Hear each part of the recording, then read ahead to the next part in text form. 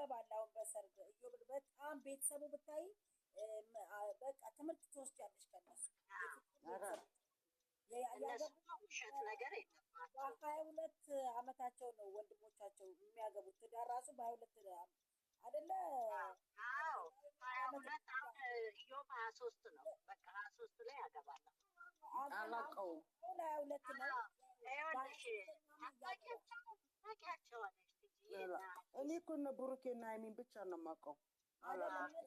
ብታይ ውሸት የሚባል የላቸው፣ ድራማ ነገር የላቸው፣ ፍቅር የሆኑ ቤተሰቦች ናቸው። ብታይ ልነግርሽ አልችልም። ይሄ የወንድማማቾች ሚስቶች ራሱ እንዴት እንደሚባል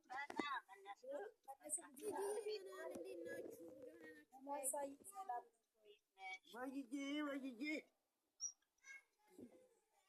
አለሁላችሁ። እግዚአብሔር ይመስገን። ደህና ናችሁ? አለን እንዴት ነሽ የኔ ቆንጆ? ናንዬ አሁን ሞር መተሳሰብ የሚጀምረው በአንድ ላይ ሲሆኑ ነው። አባሻ በአንድ ላይ ሲሆኑ ደጉን ክፋቱን በአንድ ላይ ሲያዩት ነው የሚያልፉት። አሁን እኮ ጥሩ ነው ያሉት። አንድ ላይ መሆናቸው ለራሱ ትልቅ ፈተና ነው።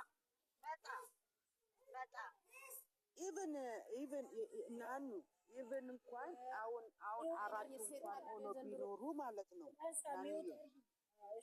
አሁን እንኳን አራት ሆኖ አሁን ለምሳሌ በቀደምን ብለናል ሀኒዬ፣ በቀደምን ብለናል።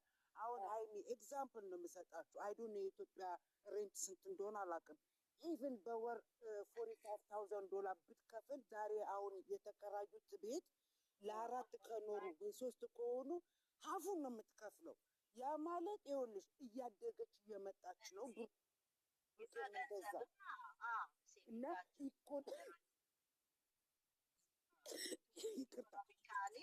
ኢኮኖሚ ይቆጥብላቸዋል፣ ይተባበራሉ፣ ራስ በራሳቸው ይተባበራሉ። ችግር ቢመጣ እዛው በዛው ናቸው። አሁን ብሩኬ እዛ ሆኖ ባለፈው ጨጓራን ሲያመው እሱ ሐኪም ቤት መሄድ እሱም አይወዱም። እንደዛው እንዳመመው ቢተኛ ብቻውን ይብስበታል እንጂ ቶሎ እንትን አይለውም። አሁን ግን ሀይሚ ቤት መሆኑ